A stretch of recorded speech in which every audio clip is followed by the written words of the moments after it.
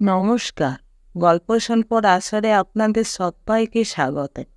আমার আজকের গল্প নষ্টচন্দ্র, সত্যপ্রিয় ঘোষের লেখা। আমার গল্পের আসরে বড়দের নমস্কার এবং ছোটদের আন্তরিক ভালোবাসা জানিয়ে গল্প পাঠ শুরু করছি। সোনু মামার কথা ভেবে আমার দুঃখ হয়। তার কথায় আজ লিখতে বসেছি। কিন্তু আপনারা যারা পড়বেন আমার এই গল্প, পড়ে হয়তো প্রশ্ন তুলবেন, এরকম মানুষকে নিয়ে দুঃখ করাই বা কেন, আর এসব চরিত্র নিয়ে আবার গল্প লেখাই বা কেন? কেন তার জবাব সত্যি সত্যি আমি নিজেও কিছু ভেবে পাইনি।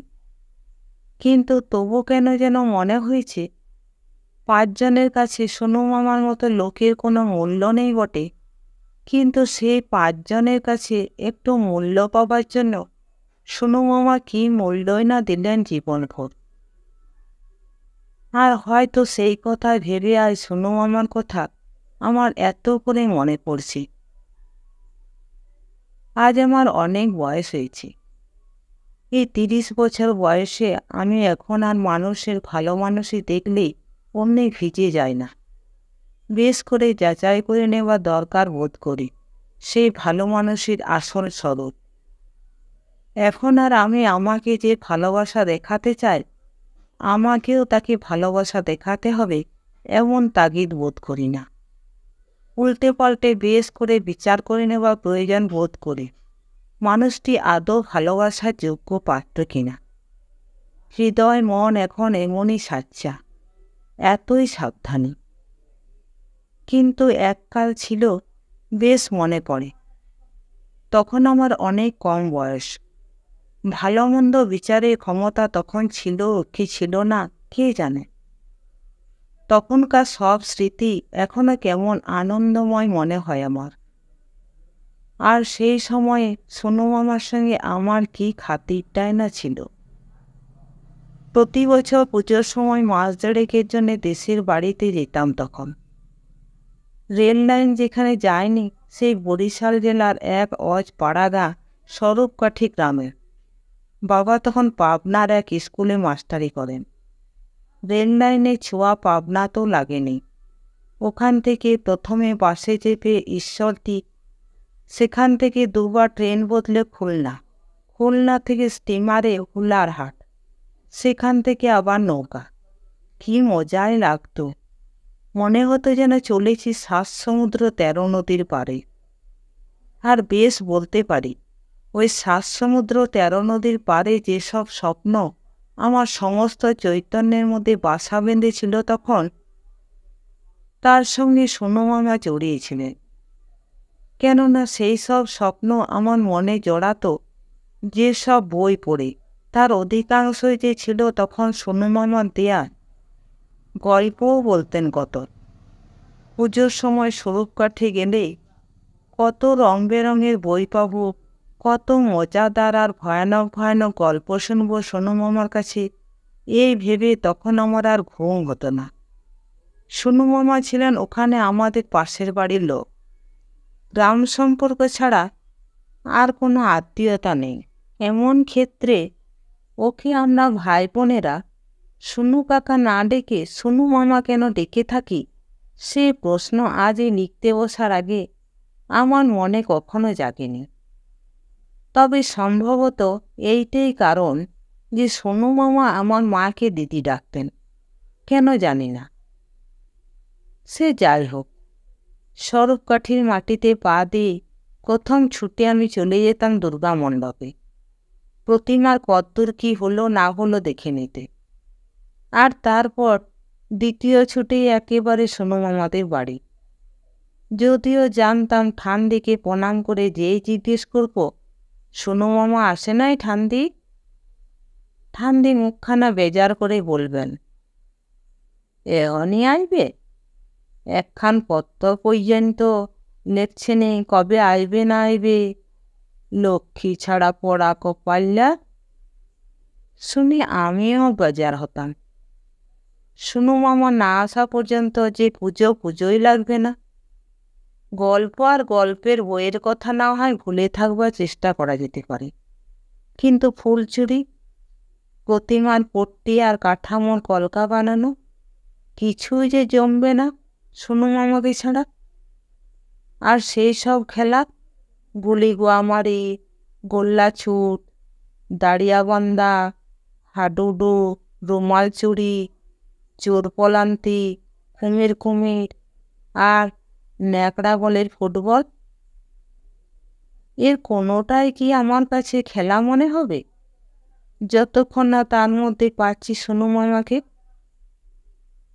সবাই এতে আমাকে ঠাট্টা করত, কত কি বলতো। কেউ ডাকতো আমাকে সোনু মামার লেজ বলে, কেউ বলতো সোনু আর চেলা, আবার কেউ বা আমাকে সোনু মামা বলেই ডাকতো। বলতো, এই যে মিস্টার সোনু বাবু, ভালো আছেন তো? শারীরিক সব কুশল তো? ক্যালকাটা থেকে কবে আসা হলো? সোনু মামা সম্পর্কে এরকম ঠাট্টার কারণ ছিল এই যে সোনু মামা সকলের সঙ্গে কলকাতার ভাষায় কথা বলতেন, আর থাকতেনও কলকাতায়।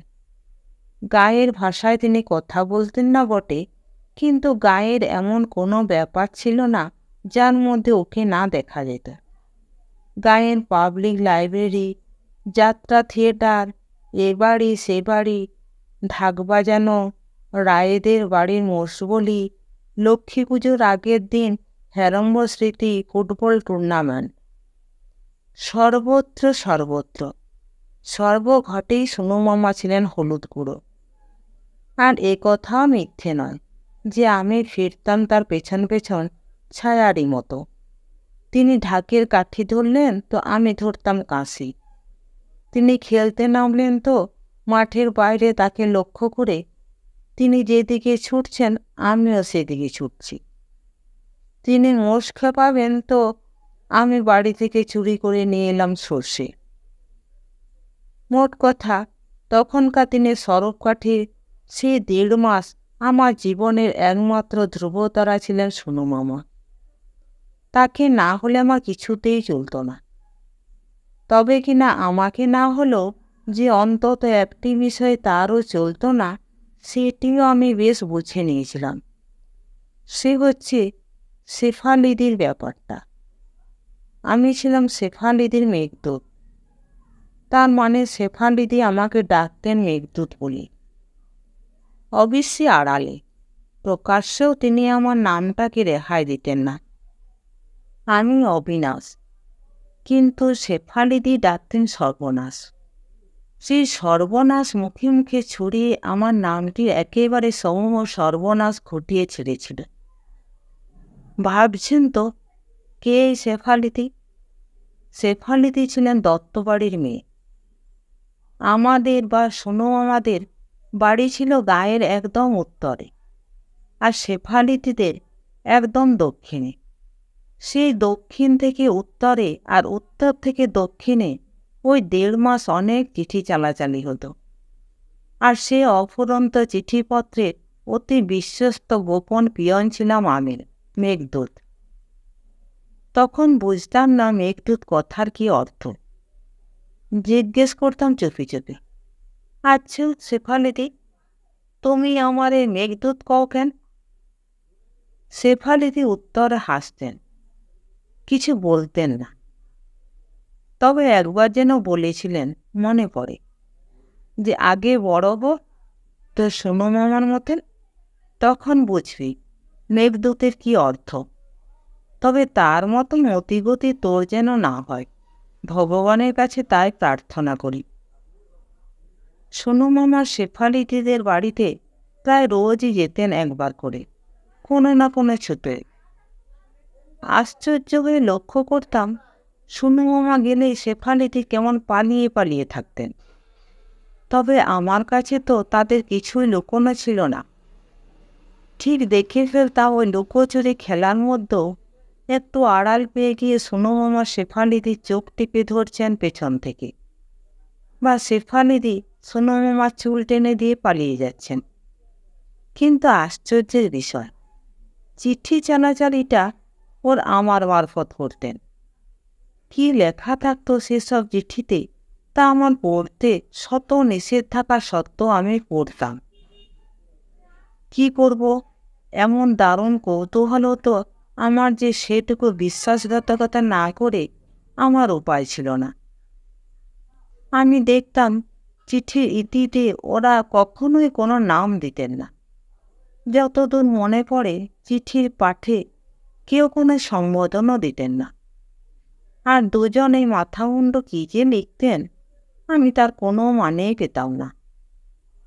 তবে দুজনে চিঠি পড়ে ভারী মন খারাপ হয়ে যেত আমার। বেশ মনে পড়ে সুনো মামা চিঠি নিয়ে এলে শেফালিদি আমাকে নিয়ে চলে যেতেন খাল পাড়ে। সেইখানেই বার কয়েক পড়তেন সেটা, আর তারপর কুচি কুচি করে ছিঁড়ে ফেলে দিতেন খালের জলে। অনেকক্ষণ ধরে তাকিয়ে থাকতেন সেই কুচি কুচি কাগজের টুকরোগুলো দেখে। আর আমার সঙ্গে তখন কত কথাই হতো। পরের দিন এসে নিয়ে যেতাম শেফালিদির চিঠি। সুনু মামা কিন্তু সেই চিঠি ছিঁড়তেন না, বেশ যত্ন করে তুলে রেখে দিতেন তার মস্ত চামড়া সুটকেসটায়। রেখে চাবি লাগাতে ভুলতেন না, এমনি চলত। একদিন ওদের মধ্যে খুব একচোট ঝগড়া হয়ে গেল। কি নিয়ে ঝগড়া সেসব কিচ্ছু মনে পড়ে না, কিন্তু সেদিনকার শেফালিদিকে আমি জীবনে ভুলতে পারবো না।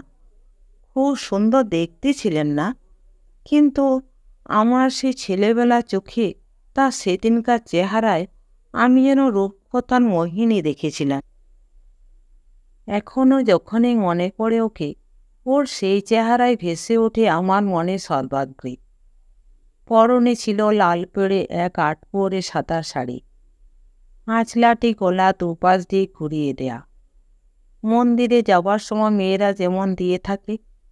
রুক্ষ এলোমেলো চূর্ণকুন্তল কাঁপছিল কানের দুপাশে। আর কি থমথমে বিষণ্ণ সমস্ত মুখখানা। শিশির পড়া ভোর রাত্রির তখন। অন্যদিনকার মতো সেদিনও সোনু মামার সঙ্গে গেছি আমি সেখানে ফুল চুরির মহৎ উদ্দেশ্যে।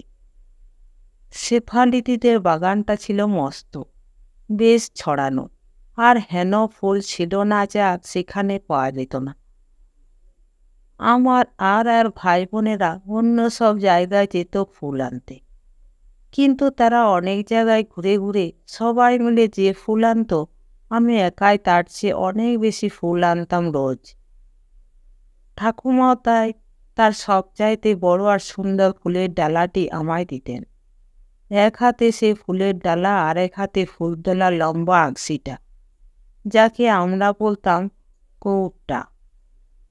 তাই নিয়ে যখন বেরিয়ে পড়তাম সোনু মামার সঙ্গে, সোনু মামা সেই মস্ত 5 ব্যাটারি টর্চের আলোয় পথ দেখতে দেখতে পেছনে পড়ে থাকতো আমার অন্যান্য ভাই বোনেরা, ছোট ছোট ফুলের ডালা আর কালি পড়া টিমটিমে হেরিকেন হাতে নিয়ে লোভাতু চোখে আমাদের দিকে তাকিয়ে। শত বায়না ধরলেও কিন্তু সোনু মামা আমাকে ছাড়া অন্য কাউকে সঙ্গে নিতেন না এই সময়ে। ফুল তুলে ফিরে যখন আসতাম ভোরের প্রথম রোদ্দুর গায়ে মুখে মেখে, আমার ফুলের ডালাটির কি তখন দেমাক, কবিত্ব করে বলা যায়। একগাদা শিউলি ফুলের সাদা ফুটফুটে নরম সজ্জায় যেন ছড়িয়ে দিতাম কিছু টগর আর অপরাজিতা, সেই সঙ্গে করবী আর বক ফুলও, কিন্তু বেশি না, অল্প গুটি কয়েক। ডালার চারপাশে বৃত্তাকারে কয়েক সারি লাল টকটকে জবা, আর তার ওপর কি যে যত্নে বসিয়ে দিতাম মস্ত মস্ত 4-5টি স্থলপদ্ম। আবার কখনো কখনো তার মধ্যে 2-1টি শ্বেত কি রক্ত জবা। এর ওপর আবার যেদিন সকলের মাঝে একটি পঞ্চমুখী জবা বসিয়ে দিয়ে চোখ পিটপিট করতে করতে ফিরে আসতাম, ঠাকুমার ফোগলা মুখের মাড়ি সেদিন সম্পূর্ণ বেরিয়ে পড়ত। কিন্তু ঝুমকো, রামচন্দ্র ও আমি ছুতাম না, সেসব তুলো গিয়ে ওই হেঁচে পেজিরা। কিন্তু কি কোথায় কী সব লিখে ফেললাম। বলছিলাম তাদের সেদিনকার সেই ঝগড়ার কথা। বাগানের মধ্যে ঢুকে সেদিন সোনু মামা আমাকে বললেন, অবিন, তুই আগে শিউলি ফুল কুড়োগে। আচ্ছা চল একটা ঝাঁকার দিয়ে দিই। বলে তিনি গিয়ে শিউলি গাছটায় খুব জোর একটা ঝাঁকুনি দিয়ে বললেন, তুই কুড়ো এগুলো, তোর কুড়োতে কুড়োতে আমি এসে যাবো দেখব। টর্চটা রাখবি তুই? আমি বললাম, না, এতে টর্চ কী হবে? তুমি কোথায় যাচ্ছ সোনু মামা? কোথায় বা যাচ্ছি মামু? আছি এইখানেই, তুই কুড়ো না। বলে তিনি চলে গেলেন। কোথায় গেলেন সে কি আমার আর অজানা ছিল? আমি চটপট শিউলিগুলো সব ভরে ফেললাম ডালাটায়।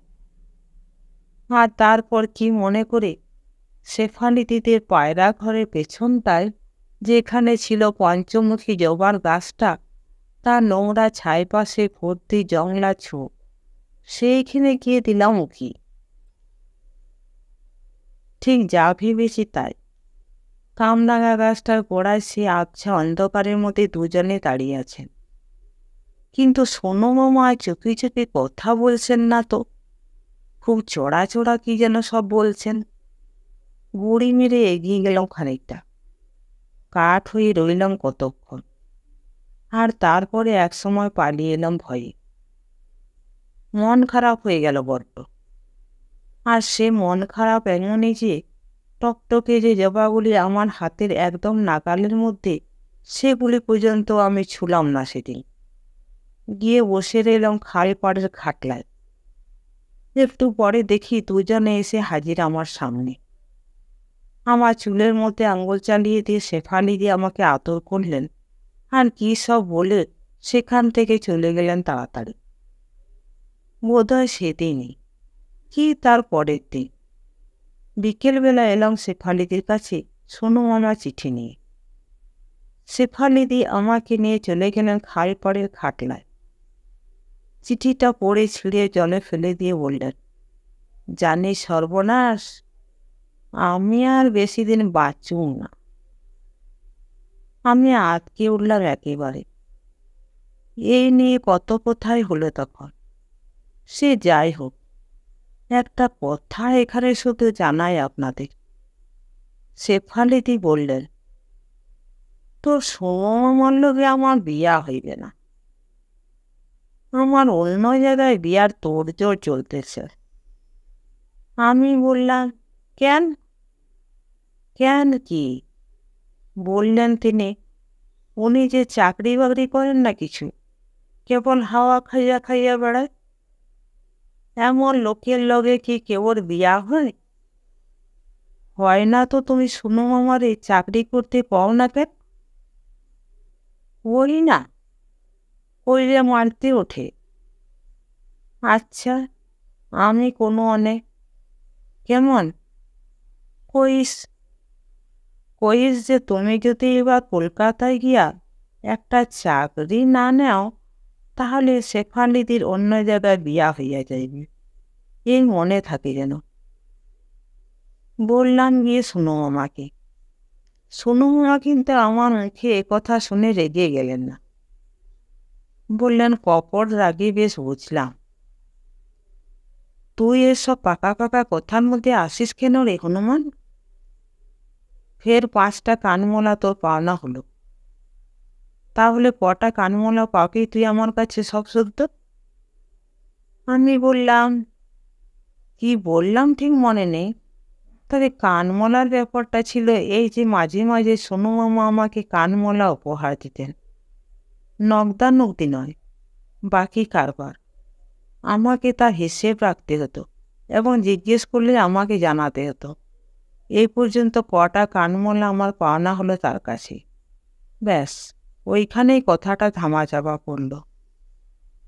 এসব যেবারকার কথা বলছি, সে চূড়ান্ত ঘটনাটা এইবারেই ঘটল। আমাদের এই কথাবার্তা 2-4 দিন পরেই। বেশ মনে করে অন্যান্য দিনের মতো ঠাকুমা আমাদের তুলে দিয়েছেন শেষ রাত্রিরে ফুল তোলার জন্যে। গিয়ে ঠক ঠক করলাম সোনু মামা জানলায়, কিন্তু সাড়া নেই তা। অনেক ঠকঠকের পর শেষে ডাকাডাকিও শুরু করলাম। তার মা অর্থাৎ ঠান্ডি ঘুম ভেঙে বেরিয়ে এলেন সেই গোলমালে। ভেতরে ঢোকা দরজা খুলে দিলেন তিনি। ভেতর দিয়ে সোনু মামার ঘরে গিয়ে দেখলাম ঘরে দরজা হাঁ হয়ে আছে। বিছানায় চাদর বালিশ কিছু নেই। চৌকিটা তলে সুটকেসটাও হাওয়া। ব্যাস, ঠান্ডিত চিৎকার করে পাড়া মাথায় করলেন একেবারে। আমি ছুটতে চলে এলাম সে অন্ধকারের মধ্যে শেফালি দিদির বাড়ি। গিয়ে আতিপাতি করে জবা ফুল খোঁজার বদলে সেদিন সমস্ত বাগানময় সোনু মামা আর শেফালিদিকেই খুঁজলাম, সম্ভব অসম্ভব সর্বত্র। কিন্তু কেন বলতে পারবো না। সোনু মামাকে সেখানে না পেয়ে খুব একটা হতাশ হলাম না, বরং যেন একটু নিশ্চিন্ত হয়ে চোরের মতো পালিয়ে গেলাম সেখান থেকে। গেলাম সোজা একেবারে বাড়ি। গিয়ে স্টে মুখ গুজলাম বিছানায়। ভয়ে ভাবনায় বুক ঢিপঢিপ করছে তখন। আমি নির্ঘাত জানতাম সোনু মামা শেফালিদিকে নিয়ে পালিয়েছেন গ্রাম থেকে। কিন্তু যদি ধরা পড়ে যান, যদি পুলিশের হাতে পড়েন, ইত্যাদি কত কি ভাবনায় আমি ছিটিয়ে রইলাম একেবারে। ভোর হলো, রোদ বাড়ল, কিন্তু আমি আর বিছানা ছেড়ে উঠি না। উঠলাম যতক্ষণ না বাবা এসে আমাকে চুলের মুঠি ধরে টেনে তুললেন। বেধড়ক প্রহার হলো, যতক্ষণ না ঠাকুমা এসে আমাকে ছিনিয়ে নিয়ে গেলেন সেই মৃত্যুর গ্রাস থেকে। তারপর থেকে ঘরে বাইরে চতুর্দিকে শুনতে লাগলাম এই পালিয়ে যাওয়ার ষড়যন্ত্রে আমিও নাকি লিপ্ত ছিলাম। কোথায় ওরা গেছেন তাও নাকি আমার জানা। সুতরাং সেসব জানানোর জন্যে একাধারে অনুনয় বিনয় এবং লঘুগুরু প্রহারের যে পর্ব শুরু হলো আমার ওপর, মনুষ্য প্রকৃতির যে আরেক আশ্চর্য স্বরূপ খোলসা হয়ে গেল এই থেকে আমার সেই কাঁচা বয়সের চোখে। যে ভয়াবহ দুঃস্বপ্ন সেই থেকে আমার দিন রাতে নিত্যসঙ্গী হয়ে উঠল, তা বুঝি আমার বাকি সমস্তটা জীবনের জন্যই কায়েমি হয়ে গেল। পরিষ্কার মনে আছে, সেবারে আমি একদিনও আর ফুল তুলতে যাইনি। তারপরে আরও অনেক বছর পর্যন্ত গ্রামে যেতাম অবশ্যই পুজোর সময়, নিয়ম মাফিক। কিন্তু শিউলি ফুলের গন্ধ মাখানো সেই শিশির ভেজা শেষ রাতের ফুলচুরি রোমাঞ্চ, সেসব আমি চিরদিনের জন্যই হারালাম। কিন্তু তবুও একথা আমার মনে হয় যে এ কাহিনী যদি এইখানে শেষ হয়ে যেত, সোনু মামা যদি এরপর চিরকালের জন্যই লুপ্ত হয়ে যেতেন আমার জীবন থেকে, বোধ করি তবুও মনের কোনো গোপন কোণে এই নিয়ে কিছু সান্ত্বনা জমা থাকত। কিন্তু হলো না তা। সোনু মামার সঙ্গে আমার আবার দেখা হয়ে গেল একদিন, অনেক বছর পরে, বাংলা ভাগের পরে। জোর জমা সম্পত্তি, বাড়ি ঘরদুয়ার সব আহুতি দিয়ে যখন উদ্বাস্তুকুল তিলক হয়ে একটি চাকরির ধান্দায় হাত পা মাথা ঘেন্না পিত্ত বিবেক সব বিক্রি করে দিয়েছি কলকাতার মহাকুম্ভীপাকের মধ্যে, একদিন যখন কাউন্সিল হাউস স্ট্রিটের এমপ্লয়মেন্ট এক্সচেঞ্জে নাম লেখানোর জন্যে পরমানন্দে দাঁড়িয়ে আছি মহানাগ অনন্ত সদৃশ্য লম্বা এক লাইনের লেজটি ধরে, গায়ে তখন আমার 2-2.5 ডিগ্রি জ্বর, মস্তকটি ঘুরছে কোমরে চাকার মতো বো বো। বমির আবেগে সর্বশরীর রোমাঞ্চিত। সেই বছর 5 আগের ঘটনা।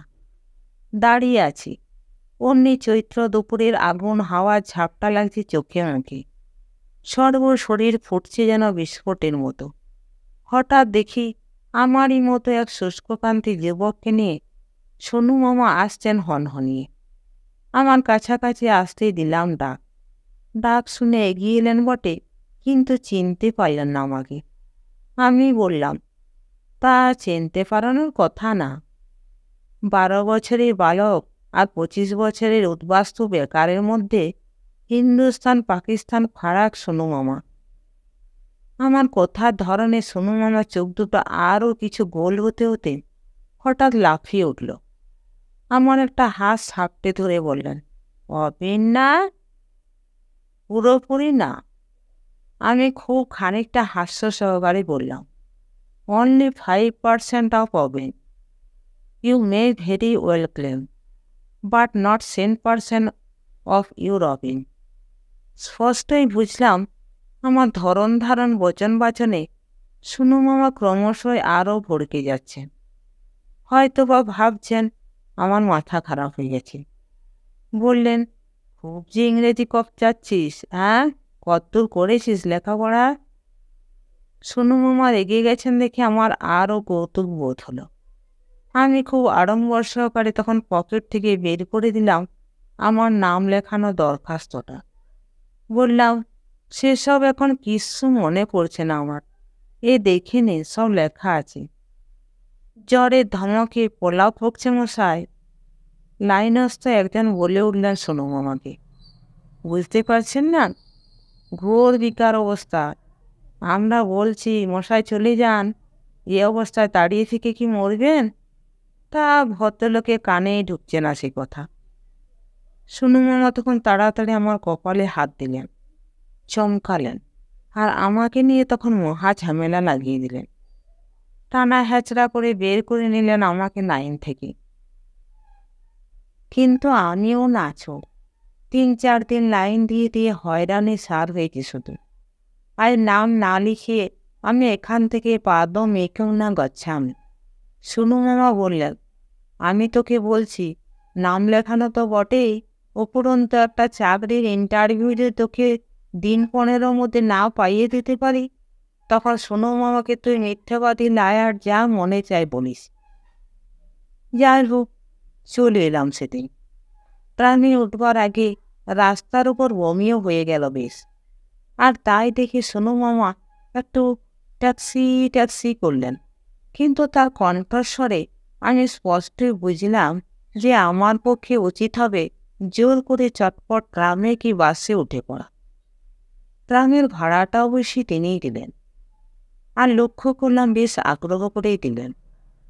সেটা আবার কেন লক্ষ্য করতে গেলাম এই জন্যে যে আমার সেই গৌরনীতায় অবস্থার মধ্যেও ভীষণ কৌতূহল হচ্ছিল জানতে যে সোনু মামার অবস্থাটি তখন কি। স্বাস্থ্য তো মোটামুটি ভালোই রয়েছে দেখা যাচ্ছে।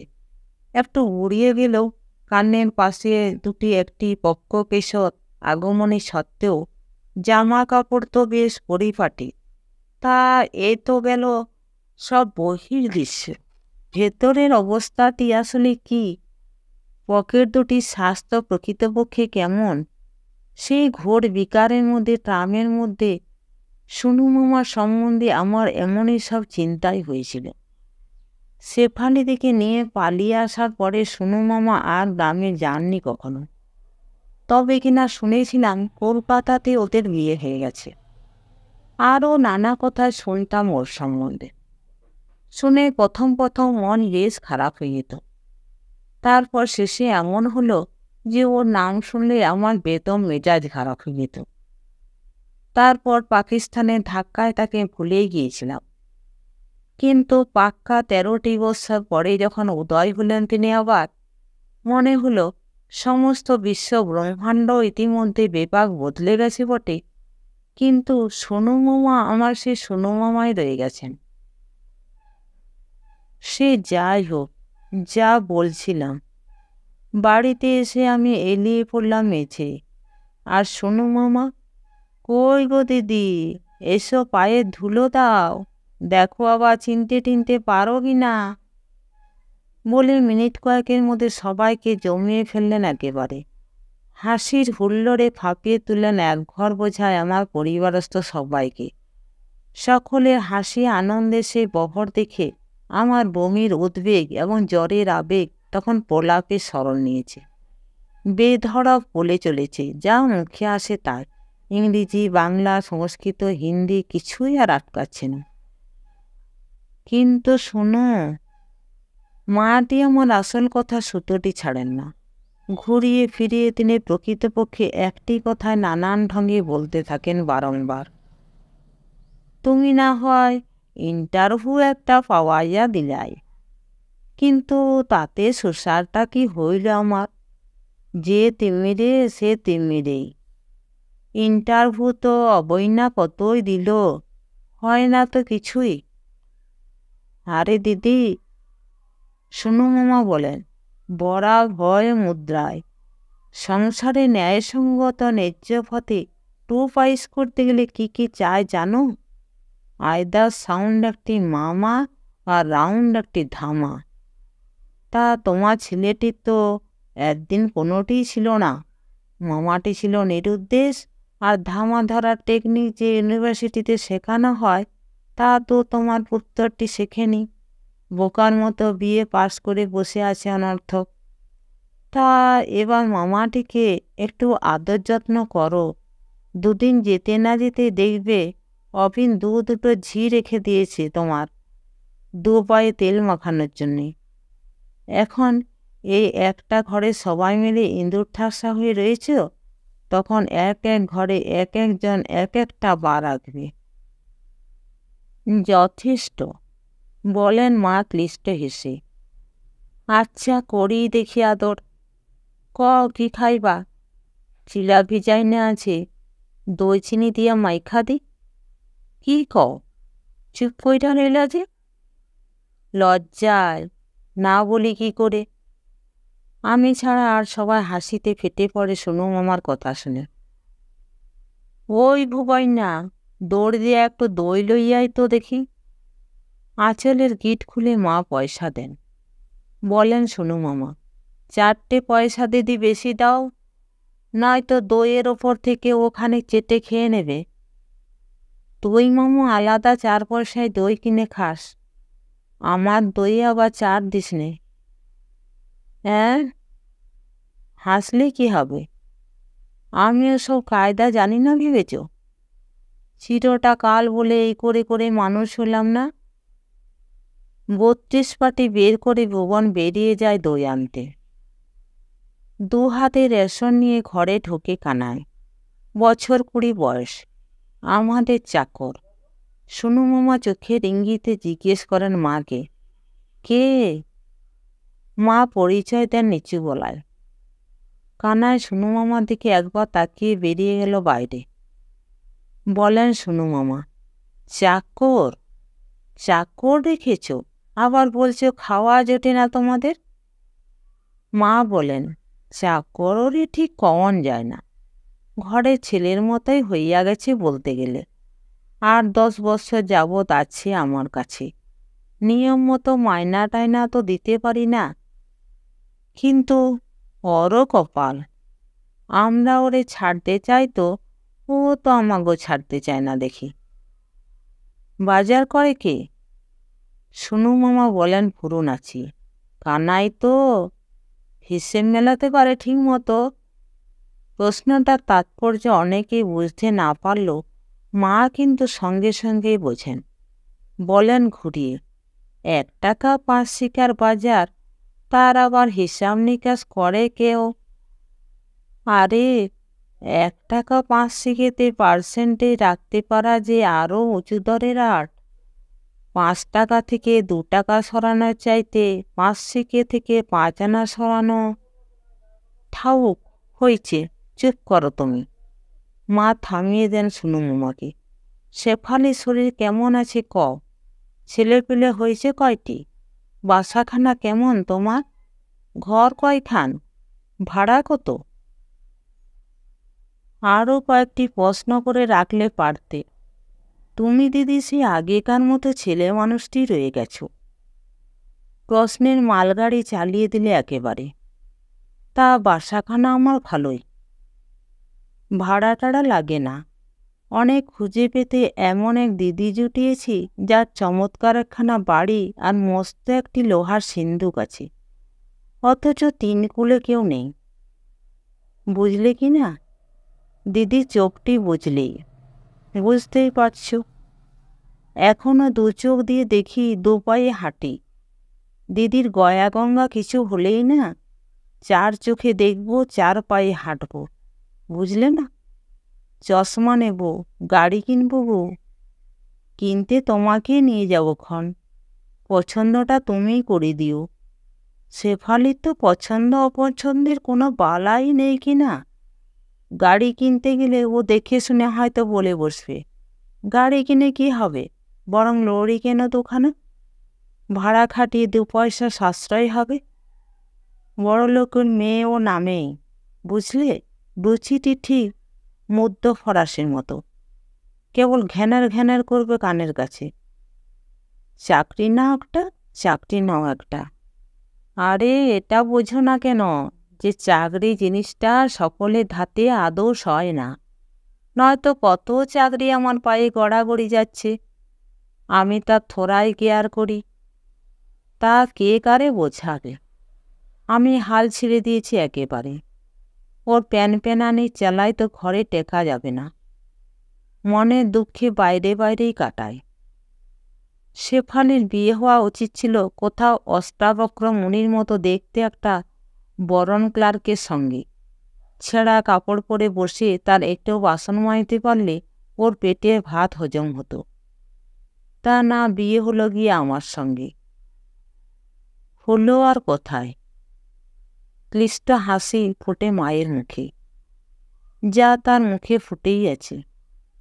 বললেন, সেটা তো তুমি হওয়াইলা, তা ছেলে পেলে কয়টি?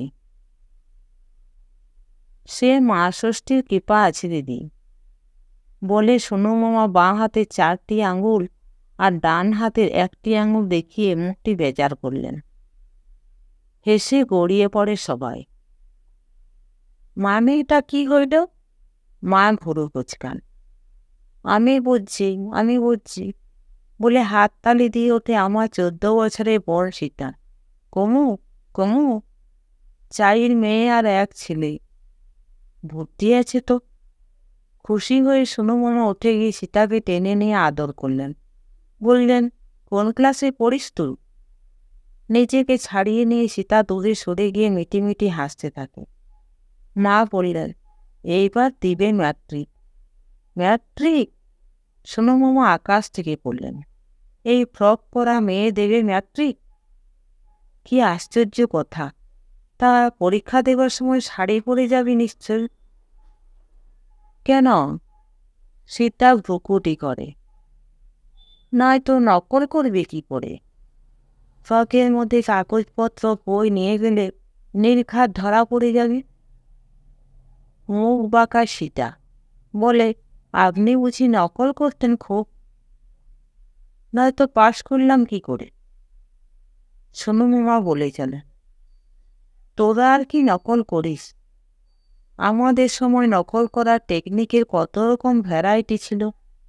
ভালো জিনিস প্রেমে প্রেমে সবই লোক পেয়ে যাচ্ছে তো।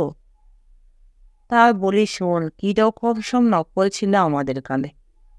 বলে সোনু মামা শুরু করলেন বিচিত্র সব নকলের ব্যাখ্যান। কিন্তু বেশি দূর এগোতে পারলেন না। মাঝপথে বাধা দিলেন মা।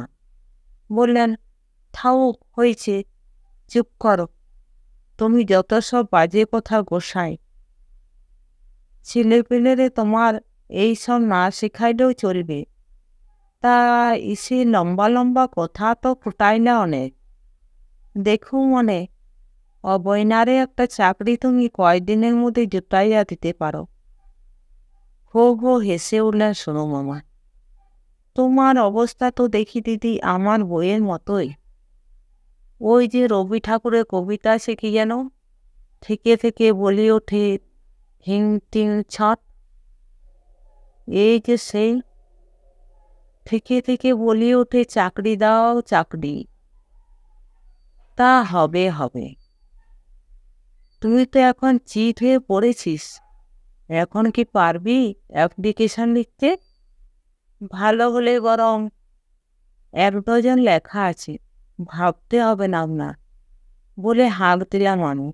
দিয়ে তো সীতা, নামিয়ে সুটকেস থেকে কখানা দেবে বলুন, চলবে? আর তাছাড়া এমপ্লয়মেন্ট এক্সচেঞ্জের এক কর্তাকে বলে দেবক্ষণ, ফি সপ্তাহে যাতে একটা করে কল পাস ইন্টারভিউর। যেটা ভালো বুঝবি জানাস আমাকে, চেষ্টা চরিত্রে করে দেখা যাবে। আর তাছাড়া টিউশনি চার্জ তো তাও দিতে পারি। কালকেই বলছিল এক ICS অফিসার তার মেয়ের জন্যে ম্যাট্রিক দেবে আসছে এবার, সপ্তাহে 3 দিন 2 ঘন্টা করে 100 দেবে। আর একজন ফিল্ম আর্টিস্ট, নাম শুনলেই তো বুকে পালপিটেশন উঠে যাবে তোর, শান্তনা মুখার্জি। তার ছেলে ক্লাস 4-এ পড়ে, ইংরেজি পড়াবি শুধু সপ্তাহে 4 দিন, ওই 100ই পাবি। তবে নেক নজরে পড়তে পারলে কিছু ইনক্রিমেন্টও হতে পারে। ব্যাস ব্যাস, আমি নাটুকে গলায় বললাম, আর বাড়াবেন না সোনু মামা, ওইতেই স্বচ্ছন্দে চলে যাবে। দে রে গীতা চটপট 3খানা দরখাস্ত নামিয়ে আন। বলতে বলতে পকেটে হাত দিলাম কলমের জন্যে, কিন্তু কোথায় কলম? পকেটে, বিছানায় আতিপাতি করে খুঁজেও পেলাম না আমার কলমটি। বেশ মনে পড়ে, এমপ্লয়মেন্ট এক্সচেঞ্জের লাইনে দাঁড়িয়ে দাঁড়িয়েও কলমটা ব্যবহার করেছি। তারপর রাস্তাতে গেছে আর কি, যেমন করেই হোক। মা কপাল চাপড়ালেন। গীতা সীতা বললে, বেশ হয়েছে, যেমন যক্ষের মতো আগলাইয়া রাখতা কলমটা, আমরা কেউ একটু ধরলে একেবারে খাক্কা কইরা উঠতা। এখন হইল তো। আর সোনু মামা শুরু হলো, কত রকম পিকপকেটের সঙ্গে তার ব্যক্তিগত অভিজ্ঞতা জড়িত আছে তার ফিরিস্তি। কলমটা আমার দামি ছিল না খুব, কিন্তু খোয়া গিয়ে আমার মনের মধ্যে অকস্মাৎ একেবারে নরকের অন্ধকার লাফিয়ে উঠেছিল। কিন্তু সেসব কথা এখন থাক। সোনু মামার বহুমূল্য সেফার্স কলম দিয়ে আমি দরখাস্তর ফাঁকা জায়গাগুলি ভর্তি করে দিলাম। এবং আশ্চর্যের বিষয়, যেটা আদৌ আমি বিশ্বাস করিনি, এক্সপোর্ট ইম্পোর্টের চাকরিটি আমার সত্যি সত্যি হয়ে গেল কয়েকদিনের মধ্যেই। বিস্ময়ে আমি অভিভূত হয়ে গিয়েছিলাম। অভিভূত হয়েছিল আমার সমগ্র পরিবার, যে 10টা 5টা নিয়মিত 1 মাস চাকরি করার পর সত্যি সত্যি 124 টাকা 15 আনা আমি হাতে পেলাম মাইনে বাবদ। সোনু মামার জন্য অতঃপর আমাদের পরিবারে একটি ময়ূর সিংহাসন নির্মিত হলো। যখনই তিনি এরপর থেকে আসতেন আমাদের বাসায়, আমরা সবাই মিলে পরম বিস্ময়ে পরম আদরে তাকে ঘিরে বসে তার প্রতিটি কথার প্রতিটি ভঙ্গিতে কি অপরিসীম রসেরই সন্ধান পেতাম। সোনু মামার টিউশনি দুটো সম্বন্ধে নানা কারণে আমি নিজেই আর আগ্রহ করিনি, কেননা সে সময় বাড়ির কাজে 40 টাকা মাইনে আর একটা টিউশনি আমার জুটে গেল। এমপ্লয়মেন্ট এক্সচেঞ্জ মারফত এক চা কোম্পানির অফিসের ডাকও একটা পেয়েছিলাম মাস 3 পরে। সোনু মামা শুনে বললেন, ও ওখানকার এক অফিসার তো আমার 1 ক্লাসের বন্ধু। বলে দেবক্ষণ। বলে দিয়েছিলেন কিনা জানি না, তবে সে চাকরিটা আমার হয়নি। কিন্তু সেটা কিছু আফসোসে ছিল না আমার, তখন তো আমি বেকার না। কিন্তু ঠিক এই সময়ে এমন একটি ঘটনা ঘটল, যেটাতে আমাদের সমস্ত পরিবারটাই মস্ত এক ধাক্কা খেল। সেদিন ছিল রবিবার সকালবেলা। ঘরের মধ্যে আমরা ভাই বোনেরা সব জট পাকিয়ে বসে আছি চায়ের জন্যে। আকাশে মেঘলা ভাব, আর সেই জন্যে আমরা প্রস্তাবক্রমে আজ হাঁপড়ের পাঁপড় হবে, চা রুটির সঙ্গে অতিরিক্ত আকর্ষণ। কাজে সকলেরই মেজাজ সেদিন খুব প্রসন্ন। সোনু মামার প্রসঙ্গই চলছিল বেশ মনে আছে। তার কথাবার্তা, তার কাণ্ড কারখানা নিয়ে আমরা নানা রকম সব টিকা টিপ্পণী করছিলাম। আর এমনি সময় সেই লোকই সশরীরে এসে হাজির। রোববারের সকালে চাটা ভাবলাম আমার পয়সা খরচা করি কেন, বলতে বলতে ঢুকলেন সোনু মামা। যায় দিদির কাছে যায়, তাতে পয়সাকে পয়সা বাঁচল, আর তার উপর দিদির হাতের চা। বাহ, বেশ মানুষ আপনি। সীতা ফোড়ন কাটে। 6 পয়সা বাঁচাতে আপনি টালিগঞ্জ থেকে 4 আনা 4 আনা 8 আনা ট্রাম বাস ভাড়া দিয়ে খুব চমৎকার বুদ্ধির পরিচয় দিলেন। ট্রাম বাস ভাড়া? ও আবার আমি কবে দিতে গেলাম রে? বোকা মেয়ে, ট্রামে তো আমি স্রেফ ঘাড় নেড়েই কাজ সারি, আর বাসে চেপে আমি ঠিক বাস্তুহারার মতো বসে থাকি। কন্ডাক্টর টিকিট চাইলেই না, আমি ঠিক উল্টো দিকে টিকিট চাই, বুঝলি কি না? তা এরকম করে করে টালিগঞ্জ থেকে কলেজ স্ট্রিটে আসতে 8-10 বার ট্রাম বাস বদলাতে হয় বটে, সময় একটু বেশি লাগে। নো হার্ম, খারাপ কাটে না সময়টা, বেশ একটু থ্রিলিংই লাগে বরং। Just you try once. Try করতে গিয়ে একটু রহস্যের আওয়াজ রেখে আমি বললাম, আমার তো কিল খাবার অভ্যেস নেই সোনু মামা। আচ্ছা সোনু মামা, সীতা বলে। সবাই জুতো বাইরে রেখে ঘরে ঢোকে, আপনি অত পুতু পুতু করে ওটা ঘরে ঢুকিয়ে রাখেন কেন? আপনি তো বেশ বড় লোক, আপনার বাড়িতে শুনি সর্বত্র কার্পেট জড়ানো, তো একজোড়া জুতো খোয়া গেলে আপনার এমন কি লোকসান? এ প্রশ্নের উত্তরে কি বলবেন সোনু মামা, তা যে সীতার জানা আছে সে আমিও জানতাম। কিন্তু সোনু মামার এক কথা বারবার শুনতে আমাদের রীতিমতো আগ্রহ ছিল। উনি বললেন, নিজের জুতো তার নয়, পরের জুতো, কত সাবধানে রাখতে হয়। এটা পেয়েছি গেল বুধবার, শ্রাদ্ধে নেমন্তন্ন ছিল, এক ফ্রেন্ডের বাড়ি, ছেঁড়া তালতলা চটি করে গেলাম। আসবার সময় এদিক ওদিক তাকিয়ে এটার মধ্যে পা গলিয়ে দেখি দিব্যে ফিট করেছে। চলে এলাম চোখ বুঝে। কেমন সুন্দর না জুতো জোড়া? গ্রিসিয়ান ক্রোম লেদার। বলতে বলতে সোনু মামা ঘুরছিলেন ঘরময়, যেটা তার বদ অভ্যাস। কথা বলতে বলতে ঘরময় ঘুরে বেড়ানো। এক মুহূর্ত তিনি স্থির হয়ে বসে থাকতে পারেন না কোথাও। তা ঘুরতে ঘুরতে হঠাৎ তিনি বেরোয়া দরজার পাশে জামা টামা রাখার ব্র্যাকেটটা দেখিয়ে বললেন, ওখানে জামা কাপড়গুলো রাখো কেন দিদি? ওই তো, ইচ্ছে করলে বাইরে থেকে কেউ টেনে নিতে পারে।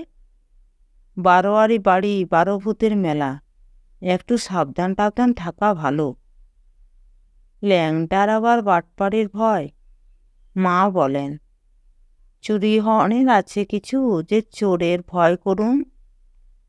সে কথা যদি বলো দিদি, সোনু মামা বলেন, আর সেই চটুল ভঙ্গিতে। আজকাল কিন্তু ল্যাংটা ছেলে চুরি হওয়ারই মরশুম পড়েছে, কাজে অত নির্ভাবনা হইও না। মানে? ছেলে চুরি? ছেলে ধরার কথা বলছেন? সীতা বলে, হ্যাঁ, এই তো দিন তিনেক আগে আমার পাড়া থেকে 5 বছরের একটি মেয়ে চুরি গেল। ফুটফুটে গোলাপ ফুলের মতো দেখতে মেয়েটি, কি বাদুই ছিল আমার। মা বাপ তো শুকিয়ে পাগলের মতো হয়ে গেছে। ইত্যাদি ইত্যাদি নানান গালগল্পে রোববারের মেঘলা সকালটা গড়গড়িয়ে চলল। চায়ের পর আমরা লুডো পেতে বসলাম। খুব জমল লুডো।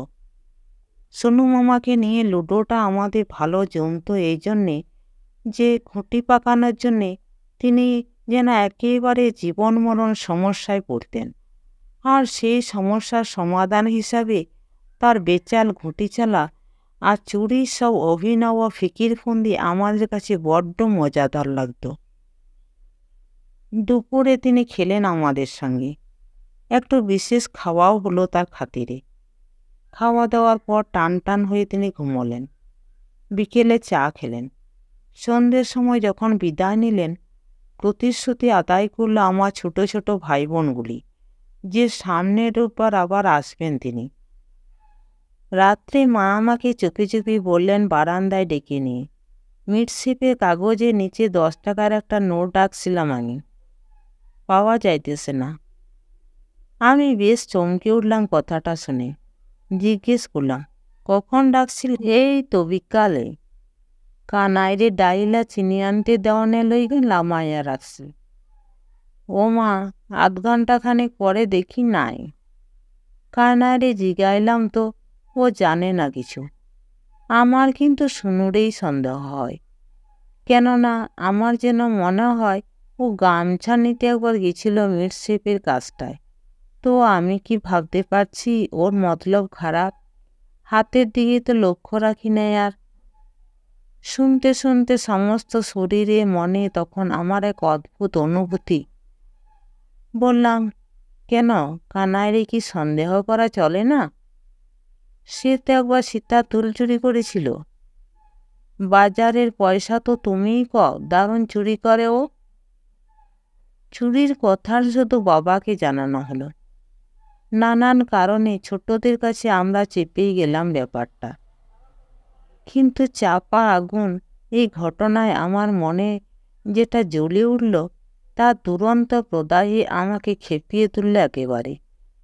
এবং শেষ পর্যন্ত আর থাকতে না পেরে মাকে বললাম কয়েকদিন পরে, সোনু মামার বাসায় যাইতেছি মা, দেখা আসি যে ঠিকানা দিছে সে সত্য সত্য সেখানে সে থাকে কিনা।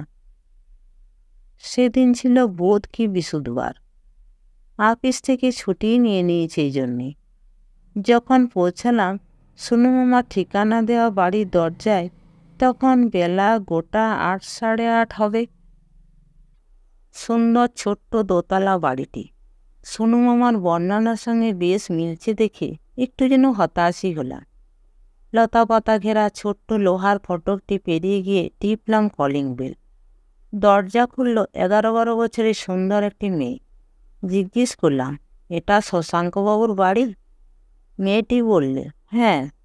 কোত্থেকে আসছেন আপনি? বাবা তো বাড়ি নেই। আমি চোখ কপালে তুলে বললাম, তুমি সোনু মামার মেয়ে? এত বড় হয়েছ? আচ্ছা, তোমার মাকে বলো অবিনাশ, সরবকাঠির অবিনাশ মামা ডাকছে তোমাকে। মেয়েটি খানিক অবাক, খানিক সন্তুষ্ট হয়ে বললে, আসুন না, ভেতরে এসে বসুন। সাধারণভাবে হলেও বাইরের ঘরটি বেশ ভদ্র রকম সাজানোই দেখলাম। কার্পেটের গল্প করেছিলেন সোনু মামা। দেখলাম কার্পেট সত্যিই আছে মেঝেই। বসলাম একটি সোফায়। বসে বসে দেখতে লাগলাম দেয়ালে ঝোলানো প্রাকৃতিক দৃশ্যগুলি। দেখতে দেখতে শেষ পর্যন্ত হাঁপিয়ে উঠলাম রীতিমতো। মনে হলো প্রায় ৮ ঘন্টাটা হয়ে গেল, অথচ কেউ আর আসে না বাইরের ঘরে। দোতলা থেকে একটি সপ্তমে তোলা স্ত্রীকণ্ঠ, চোর চাপড়ের শব্দ আর একটি বাচ্চা মেয়ের প্রবল আর্তনাদ ঘরে ঢোকা পর্যন্তই কানে আসছিল। মনে হলো শেফালিদি হয়তো শাসন করছেন তার মেয়েকে, আর সেই জন্যেই হয়তো আমার আগমন সংবাদ বড় মেয়েটি মাকে দিতেই পারেনি ভয়ে। ঘণ্টাখানেক পরে মেয়েটি ফিরে এলো। লজ্জায় আমার দিকে সে তাকাতেই পারে না যেন। বললে মাটিতে মিশিয়ে গিয়ে, দেখুন, কিছু মনে করবেন না, মার শরীরটা ঠিক ভালো নেই। মা বললেন আর একদিন আসতে আপনাকে, আর আপনাকে ঠিক চিনতে পারলেন না মা। এই খবরটা দিতে তোমাদের ঘণ্টাখানেক লেগে গেল? রাগের মাথায় আমি বলে ফেললাম, তোমার মাকে বলো আমাকে চিনতে পারলে তোমার মায়ের কোনো ক্ষতি ছিল না। আশ্চর্য বটে, কিন্তু আশ্চর্য হতে তখন আমার বাকি ছিল। সেটা হলাম পরে রবিবার সকালবেলায়, যখন সোনু মামা ঠিক এসে হাজির হলেন।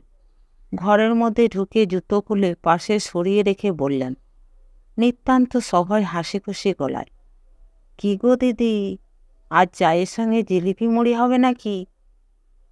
কই রে সীতা, আন লুডো আন। আয় তোকে গোহারান হারিয়ে তোকে লুডোশ্রী উপাধি দিয়ে তবে যাব। বলে সোনু মামা আমার দিকে ফিরলেন। বললেন, কি মামু, বিছানা ছাড়তে আর ইচ্ছা হয় না বুঝি? বাবা, আজ আবার চাদর জড়িয়ে আসা হয়েছে গরমের মধ্যে, বলে সীতা। এটা আপনার নিজের চাদর তো সোনু মামা? না, এটাও গেঁড়া মারা?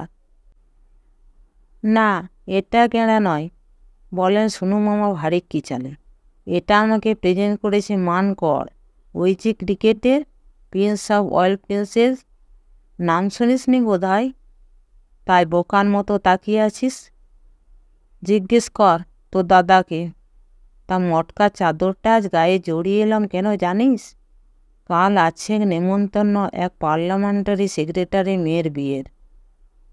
মহা ঝামেলা, 20-50 টাকা ধাক্কা তো বটেই এক একটা নেমন্তন্ন। বলতে বলতে সোনু মামা পকেট থেকে টেনে বের করেন একটা খাম, দিলেন সীতার হাতে। কৌতূহল আমিও দমন করতে পারলাম না। চিঠিটা চেয়ে নিয়ে দেখলাম, ঠিকানায় সোনু মামার নামটা এবং ডাকঘরের সিলটাও দেখে নিলাম। যদিও সেটা করতে গিয়ে সোনু মামার চোখ এড়াতে পারলাম না। তিনি বললেন হেসে, কি মামু, সন্দেহ ঘুচল তো? খুব তো হয়েছিস তুই একখানা। হ্যাঁ, এত সন্দেহ আমাকে? বেশ বেশ মামু, বেশ। তা হবে না কেন? তা হবে না কেন? লায়ক হয়েছিল, বড় হয়েছিস এখন। তা সন্দেহ করবে না কেন? আমারও তো আপনার সব কথাতেই সন্দেহ হয় বলে সীতা বেশ খোলাখুলি। আপনার কিচ্ছু আমি বিশ্বাস করি না। তা বললেন না তো চাদর গায়ে দিয়ে এসেছেন কেন? চাদর গায়ে দিয়ে এসেছি, দোকানে যাব যে এটা নয় ওটা নয় করে মেলা শাড়ি জড়ো করব আমার সামনে, আর তারপর ফাঁক বুঝে একটা শাড়ি চাদরের নিচে বগল দাবা করে চলে আসবো, বুঝলি না? যেদিন ধরা পড়বা। মা ঠোঁটে হাসি রেখে যদিও কিন্তু বেশ কঠিন কণ্ঠেই বললেন, সেদিন কিন্তু কান দুইটা লইয়া আর ঘরে ফিরতে লাগবো না, সেটা খেয়াল থাকে যেন। তুমিও মা যেমন, সীতা বলে ওঠে। তুমি বুঝি সোনু মামার এসব কথা বিশ্বাস করো? এ তো সব বাজে কথা। বাজে কথা হইলেই ভালো, বলে মা মুখের কাঠিন্য কিছুমাত্র না কমিয়ে উনুনটা নিয়ে ব্যস্ত হয়ে পড়লেন। এই মরেছে, বাজে কথা হতে যাবে কেন? সোনু মামা যেন মহা মুশকিলে পড়ে গেলেন এমনই ভাব। বাজে কথার আমি ধার ধারি নেই, আমি সব কাজের কথা বলি। তা বানাও চাটা দিদি, একটু কড়া করেই বানাও। শরীরটা কেমন ম্যাজম্যাজ করছে আজ। আয় রে সীতা, লুটোটা পাত। বলতে বলতে সোনু মামা কোপ্তার দিকে চলে গেলেন। আমি মায়ের দিকে তাকাতে মা ইশারা করলেন আমাকে ওকে চোখে চোখে রাখতে। আমি উঠে গেলাম ওর কাছে, এবং তারপর থেকে ঘণ্টা তিনেক পর্যন্ত যতক্ষণ পর্যন্ত ছিলেন সোনু মামা সেদিন, আমি আর মা পালা করে ওকে চোখে চোখে রাখলাম। হাত দুখানার প্রতিটি গতিবিধি প্রতিটি অবস্থান লক্ষ্য করলাম, এবং এমন একটা বক্র গাম্ভীর্য অবলম্বন করলাম আমি মার বাবা যে একদান লুটো হয়ে যাওয়ার পরে সোনু মামাকে বলতেই হলো, না যাই আর শরীরটা মোটেই ভালো লাগছে না। ছোটরা অবশ্য তাকে ধরে রাখবার জন্যে দৌড়াত্ম কম করলে না, কিন্তু সোনু মামা জোর করেই বেরিয়ে পড়লেন। বললেন আমাকে, চল মামা, আমাকে একটু সিয়াত করে দিল। তোর আর হয়েছে কি? মুখখানা বড় মশাই মতো করে রেখেছিস। আমি কাজটা হাস্য সহকারে তাকে এগিয়ে দিতে গেলাম রাস্তার মোড় পর্যন্ত। চল তো মামু, একটা স্যারিডন ট্যাবলেট কিনে নে, মাথাটা বড্ড ধরেছে, বলে পকেটে হাত দিয়ে তিনি চমকে উঠলেন। দু পকেট আতিবাতি করলেন এবং শেষে হতাশ ভরে বললেন, গেছে মন্ত্রীটা। অল সেকশন মান্থলি মামু। তাছাড়া টাকা কড়িও যা কিছু সব ওরই মধ্যে ছিল যে। ব্যাপারটা বিশ্বাস করব কি করব না ঠিক করতে পারি না সহসা। বললাম, কত ছিল? তা ছিল বোধ হয় টাকা 10-15। কি করি এখন? আপনার তো বাড়ি ফিরবারও পয়সা নেই তাহলে। তাই তো দেখছি। সীতা টিতা ওরা দুষ্টুমি করে তুলে তুলে নেয়নি তো? আমি ততক্ষণে বিষয়টা সম্পর্কে একটা সিদ্ধান্তে পৌঁছে গেছি। বললাম ছুরির ফলার মতো তীক্ষ্ণ হাসছে, 8 আনাই হবে আপনার, নাকি 1 টাকা নেবেন? আছে আমার কাছে। সোনু মামা আমার মুখের দিকে তাকিয়ে কি যেন বুঝবার চেষ্টা করলেন খানিকক্ষণ, তারপর বললেন, দে, 1 টাকায় দে। বলে টাকাটা নিয়ে একটু ইতস্তত করে শেষে বললেন, শোন, কথাটা বলি বলি করেও বলা হয়নি। তোদের চাকর ওই যে কানায়, ওর সম্বন্ধে একটু সাবধান থাকিস। ও কিন্তু চোরাই কোকেনের কারবারের সঙ্গে জড়িত আছে। নিরীহ ভালো মানুষ শিখে থাকে বলে বেশি নিশ্চিন্ত থাকিস না। গতিবিধি চেক করার চেষ্টা করিস একটু। তাড়িয়ে দিতে বলছি না আমি, কেননা ছেলেটা এমনিতে বেশ ভালোই দেখি, আর তোদের সঙ্গে আছেও অনেকদিন, কিন্তু স্মাগলাতে দলে পড়ে গেছে আর কি। আর সে দল যে কি ভয়ানক তা তো জানিস না। একবার কেচি করলে ধরলে নরকে শেষ না দেখিয়ে ছাড়ে না। আমি কি করে জানলাম ভাবছিস তো? আরে আমি হচ্ছি সর্বভূতে বিরাজমান স্বয়ং ঈশ্বর। কোন হাড়ির খবর আমি না রাখি বলে সোনু মামা আমাকে হাসানোর চেষ্টায় আমার পেটে একটা খোঁচা মারলেন।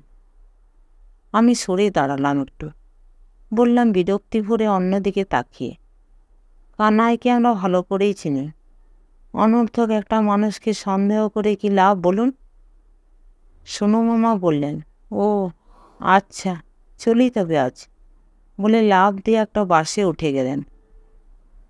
বাসায় ফিরে আসতে সীতা ওরা হল্লা করে ওঠে। বলে সীতা, এ কি দাদা, সোনু মামা কই? অবাক হয়ে বলি, কেন? কেন কি আবার? ওনার ড্রামের পাশটা যে রাইখা দিয়েছি আমরা লুকাইয়া, রাস্তায় গিয়াও টের পায় নাই। ব্যাস হয়েছে মজা। ট্রামে উঠা অনেক আক্কেল গুড়ুম হইবে। পাশের ব্যাগটার মধ্যে অনেক টাকাও আছে। শুনে খেপে আগুন হলাম আমি। মাও রেগে টং হয়ে যা তা করে বকতে লাগলেন সীতাকে। কিন্তু মান্থলিটা নিয়ে তখন আমি কি করি সহসা ঠিক করে উঠতে পারি না। সোনু মামার বাড়িতে যেতে আর প্রবৃত্তি হলো না। তাছাড়া ওকে বাড়িতে গিয়ে পাওয়া যাবে কিনা তারও ঠিক নেই।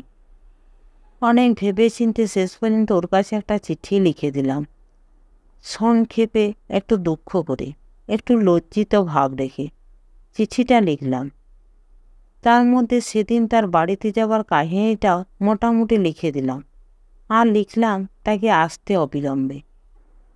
কিন্তু আশ্চর্যের বিষয়, তিনি আর আসেন না। দিন 4 চলে গেল, না তিনি এলেন না কোনো চিঠি। 5 দিন পরে সকালের ডাকে এক চিঠি পেলাম, খামের চিঠি। খুলে দেখি লিখছেন শেফালিদি। 2 লাইনে চিঠি। লিখেছেন, স্নেহের অবিনাশ, তুমি পত্রপাঠ আমার সঙ্গে যদি একটু দেখা করো তাহলে খুব ভালো হয়। সেদিন তোমার সঙ্গে দেখা করিনি, যেই জন্য যদি তুমি না আসো তাহলে আমার বলার কিছুই নেই। কিন্তু সে অভিমান না রেখে যদি একবার আসো তাহলে তুমি বুঝবে তোমার শেফালিদি তোমার অভিমানের যোগ্য না। আর কি লিখব? পারলে পত্রপাঠ চলে আসবে। এতে তোমার হতভাগিনী শেফালিদি। বেলা 11:15টার সময় গিয়ে কলিং বেল টিপলাম সোনু মামার বাড়ির।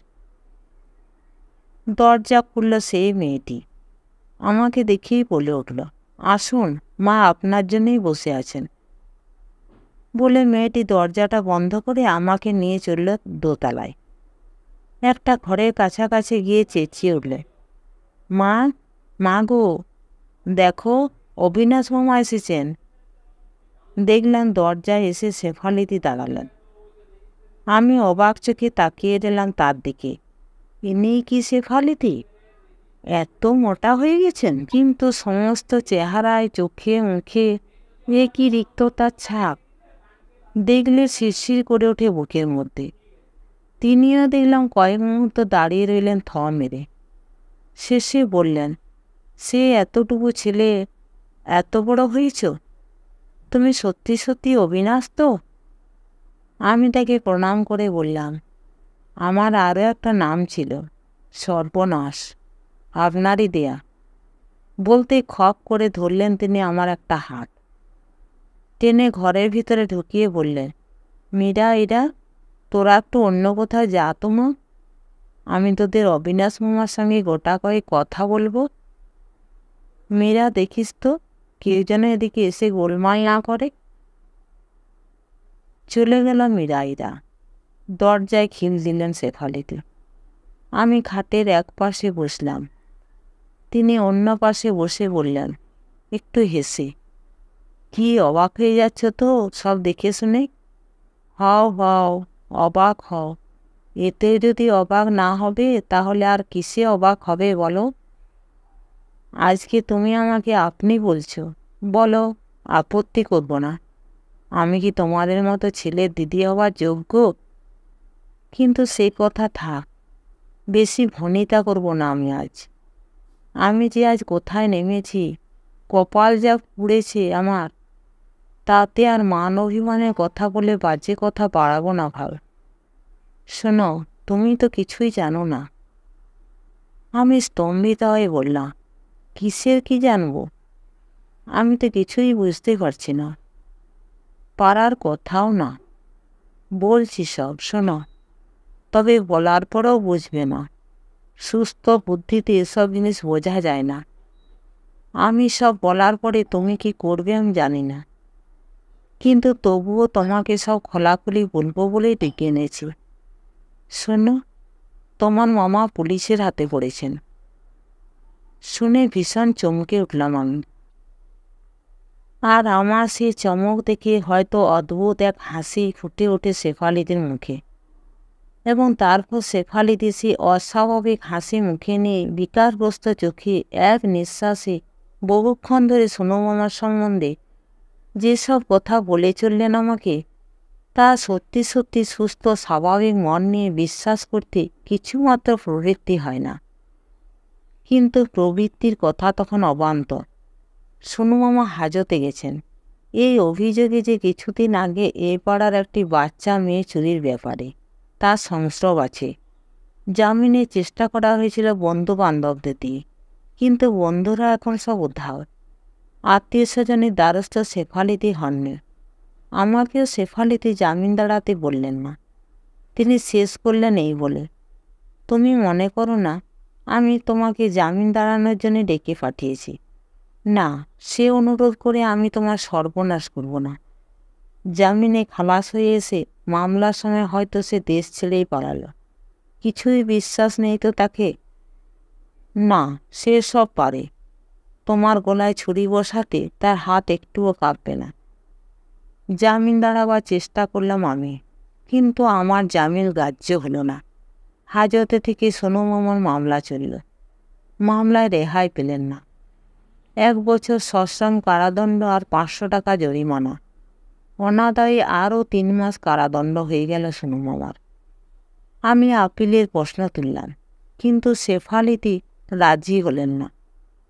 কোমরে দড়ি লাগিয়ে সোনু মামাকে আদালত থেকে যখন টেনে নিয়ে গেল সেপাইরা, তিনি ইশারা করে আমাকে কাছে টানলেন। বললেন বিকৃত গলায়, যদি পারো আমার ছেলে মেয়েগুলো আর তোমার শেফালিদিকে একটু খোঁজ খবর করো। আমি কি বলবো ভেবে পেলাম না। নমস্কার। গল্পটি ভালো লেগে থাকলে চ্যানেলটিকে লাইক, শেয়ার এবং সাবস্ক্রাইব করতে ভুলবেন না।